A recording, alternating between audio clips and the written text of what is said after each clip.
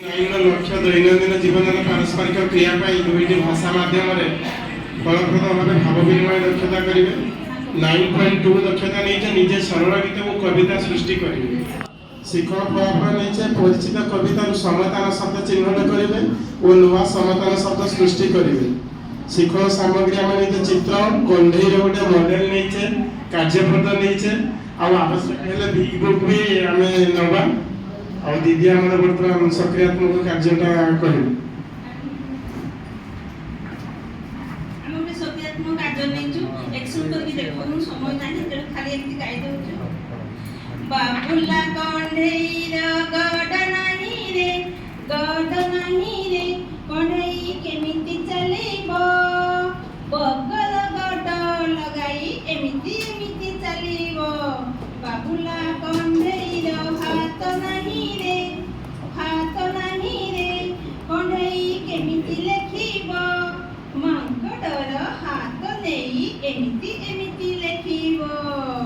बाबुला कंढेईर आखि नहीं रे कंढेई केमिति देखिबो बेचार आखि नहीं एमिति देखिबो बाबुला कंढेईर कान नहीं रे कंढेई केमिति सुनिबो हाथीर कान नहीं एमिति एमिति सुनिबो बाबुला कंढेईर पाटी नहीं रे कंढेई केमिति खाइबो बाघर पाटी नहीं हाउ हाउ खाइबो एक्शन सो हमें गाई थानु समय नाही बोले हमें होउनी काली की करिया एठी हमें एडा अंका भरे पिला का बसरा को नहीं अभ्रमिता कर शिक्षक मझरे रहिए तापरे होचे हमें नहीं उद्देश्य शिक्षण उद्देश्य नहीं बाल बालिका श्रेणी पाई पिला माने कविता आवृत्ति करी आनंद उपभोग करने सहित निज शरीर अंगर नाम कहिबे आ पशु देखि पशुर चित्र देखि ताको चिन्हट करिवे